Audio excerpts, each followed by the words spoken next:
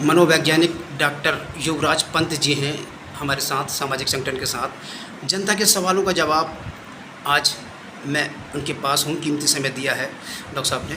मैं कहना चाहूँगा डॉक्टर साहब, पहले तो आपको प्रणाम करता हूँ। जनता की तरफ से एक संदेश है मेरा, वो लेके पहुँचा हूँ आप तक कि कई पेरेंट्सों ने कहा है कि मेरा बच्चा पढ़ाई में, बच्चे का मन नहीं लगता, सोचता ज़्यादा है, तो इसका क्या समाधान है?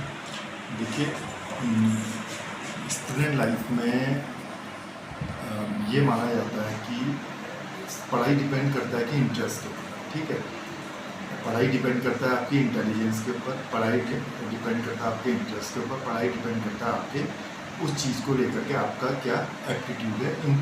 ये तीनों चीज़ें मिला करके पढ़ाई का डायरेक्शन और इसके बाद आपके भविष्य के पढ़ाई से रिलेटेड जो भी आपके रिजल्ट या इनकम परिणाम होते हैं, ये सब इसी के ऊपर निर्भर करते हैं। होता है क्या है, हम लोग समाज में आजकल कई माना किसी हम देखते हैं कि कई बच्चों का इंटरेस्ट ह्यूमैनिटीज़ की तरफ होता है, लेकिन वो फैमिली प्रेशर या कोई दूसरे या टीचर्स के प्रेशर या सोसाइटी के देखा देखी, इन सब चीज़ों के कारण वो कोई बच्चा है, उसके पापा चाहते हैं कि मेरा बच्चा डॉक्टर बने, लेकिन बच्चा चाहता है मैं ह्यूमैनिटीज़ पढ़ूँ, ठीक है। तो इसका मतलब बच्चा इंटेलिजेंट तो है, लेकिन बच्चे का इंटरेस्ट और बच्चे का जो एप्टीट्यूड है वो अलग है।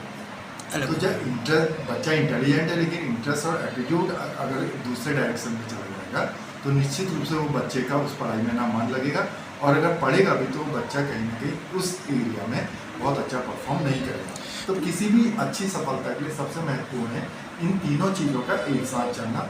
एक तो बच्चे की इंटेलिजेंस, बच्चे का एप्टीट्यूड और बच्चे का इंटरेस्ट। ये तीनों चीज़ें जब किसी भी एक डायरेक्शन में लगेंगे तो निश्चित रूप से उस क्षेत्र में बच्चा बहुत अच्छी सफलता प्राप्त करेगा। अच्छा डॉक्टर साहब, जैसे बहुत से बच्चे विचारों में खोए रहते हैं और पढ़ाई में मन तो लगाना चाहते हैं लेकिन नहीं लग पाता है मन, तो उन बच्चों के लिए क्या कहना है?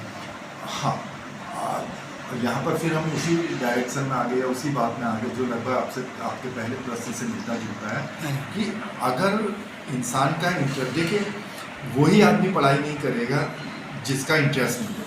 सिंपल एक बात मानी जाती है कि वही इंसान या वही बच्चा पढ़ाई नहीं करेगा जिसका इंटरेस्ट नहीं होगा, या वही बच्चा पढ़ाई नहीं करेगा जो इंटेलेक्चुअली साउंड नहीं होगा या जो बौद्धिक रूप से सामान्य नहीं होगा, ठीक है। तो जब बौद्धिक रूप से सामान्यता नहीं है या बच्चे का इंटरेस्ट नहीं है तो फिर बच्चा दूसरे विचार या दूसरी चीज़ों या जिसको हम लोग आप कह रहे हैं खोए खोए रहना या दूसरे विचारों को मन में आना, इन सब चीज़ों में बच्चा उलझा रहता है, क्योंकि उसके लाइफ में उसका एक स्ट्रेट डायरेक्शन नहीं होता है। अगर मेरे पूरे दिन भर का टारगेट मेरी लाइफ में हो कि मुझे सुबह इतने बजे उठना है, इसके बाद यहाँ जाना है, उसके बाद ये काम करना है, फिर ये करना है, फिर रात को खाना खाना है और सोना है, तो अगर मेरा एक स्ट्रेट टारगेट होता है लाइफ का तो मैं उन सब टारगेट्स को पूरा करता हूँ।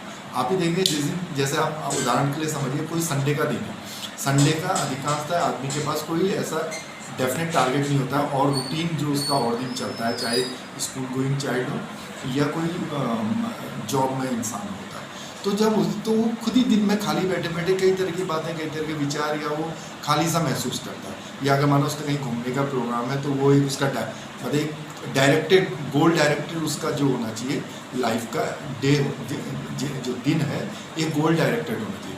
तो जब हमारा कोई भी दिन गोल डायरेक्टेड नहीं होता है तो हम कहीं ना कहीं अपने रास्ते से भटकते हैं। सर, ऐसे बच्चों के लिए आपकी तरफ से सुझाव? देखिए, सबसे बड़ी बात है, सुझाव बच्चों के लिए भी है, सुझाव पेरेंट्स के लिए भी है। तो बच्चे अपने जीवन में उन्हीं विषयों का या उसी क्षेत्र का चयन करें जहां वो जाना या होना या बनना चाहते हैं, नंबर 1। नंबर 2, हर इंसान अपनी क्षमताओं को पहचानता है, ये सबसे महत्वपूर्ण बात है। और मैं अक्सर हर फोरम पे इस बात को कहता हूँ कि हर इंसान को अपनी कैपेसिटी, अपनी इंटेलिजेंस का पता होता है। तो अपने लाइफ में अपने ज़िंदगी के गोल अपनी कैपेसिटी और अपनी शारीरिक और मानसिक क्षमताओं के हिसाब से अपने गोल इंसान को डिसाइड करने चाहिए, या बच्चों को अपने गोल उस हिसाब से डिसाइड करने चाहिए। और जब गोल डिसाइड हो गया तो निश्चित रूप से अगर आप उस इंटरेस्ट के साथ और उस एप्टीट्यूड के साथ उस डायरेक्शन में जाएंगे तो आप जीवन में सफलता हासिल करेंगे। अन्यथा कहीं ना कहीं आपके जीवन में भटकाव होगा और आप परेशान होंगे और भविष्य में किसी भी प्रकार के तनाव की तरफ में आ सकते हैं। डॉक्टर साहब, इसके लिए कोई थेरेपी वगैरह भी है या जांच वगैरह भी है? हाँ बिल्कुल, जैसे वेस्टर्न कंट्रीज़ में भी होता है और अब हमारे हिंदुस्तान में भी कई मेट्रोपॉलिटन सिटीज़ में इस तरह का होने लग गया है कि आमतौर पर जब बच्चा 12th के आसपास पहुंचता है या 9th 10th पास करके 11th में पहुंचता है, तो वहाँ पर ये कॉन्फ्लिक्टिंग सिचुएशन आती है किसी भी बच्चे और पेरेंट्स के लिए कि हमारा बच्चा किस डायरेक्शन में जाए, या बच्चे को लगता है मैं किस डायरेक्शन में क्या करूं, या पेरेंट्स को लगता है कि हम बच्चे को किस तरह से गाइड करें, किस डायरेक्शन में जाए।